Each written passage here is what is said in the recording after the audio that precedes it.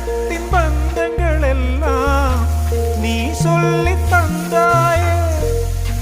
பிறப்புக்கும் இறப்புக்கும் இடையில் வழி நடத்தி சென்றாயே. உனக்கே ஓர் தொட்டில் கட்டி நானே தாயாய் மாறிட வேண்டும். ஆராரிராரோ நான் இங்கே பாட, தாயே நீ கண்ணுறங்கு, என்னோட மடி சாய்ந்து